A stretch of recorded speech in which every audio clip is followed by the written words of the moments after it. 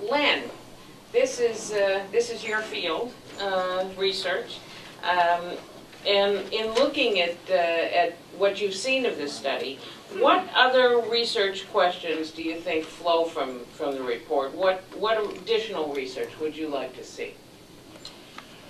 Well, let me just step back for a second. In Washington, there's an old joke about policymakers and their predilection for scientists with a physical deformity. They seek, as the joke goes, one-armed scientists who don't complicate the world by equivocal statements, on the one hand this and on the other hand that. So in the best of scientific tradition, here I am, two hands, two arms, and I want to complicate things a bit, and I'll get to the needed research in just a moment. So on the first hand, on the one hand, it seems to me that the data that are contained in this study provide an extremely useful snapshot of contemporary Jewish educators, both in day schools and in complementary schools. I learned that term over the last 2 weeks. And I think more importantly, my substantive read of the report, despite our looking for the negative, is that substantively the report on educators is very positive. Our teachers, according to the study, are very highly motivated, and they're motivated for the right reasons. Almost universally, they teach in order to work with students individually. They teach because they want to influence the life paths of young people. Complementary school teachers are there for the most part because they want to contribute to the Jewish community.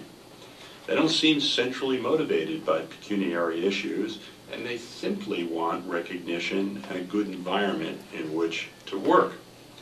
Even findings that could be seen negatively, such as the degree to which teachers happened into Jewish education and were stimulated to do so accidentally by an encounter with a role model. What else would you want? Jewish life, as I've quipped in other settings, is a contact sport. And for those who play basketball or other games of sport, one-on-one is a whole lot more effective than what's called the zone. It seems to me that even the issue of the grading of the teacher population is a positive. What better than to have mature, experienced, committed people? Of course, there is the other hand. So what is it on the other hand? So on the other hand, for me, the researcher, it's not quite clear how far to run with these results. First, it's not clear to me that the sample represents the universe of teachers. Despite what I understand were Herculean or perhaps Yehoshuian efforts to get people to participate, the response rate is relatively low by traditional standards. There were multi-levels of sampling.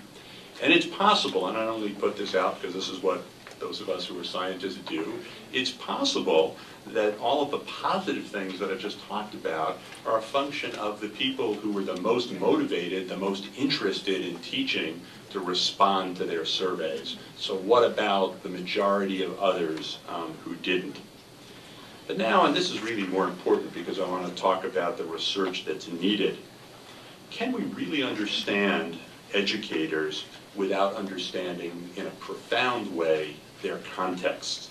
Education, Jewish or otherwise, is inherently about interaction. It's interactions between teachers and students, students and students, teachers and parents, administrators, community leaders. It's about interactions that are specific to particular settings.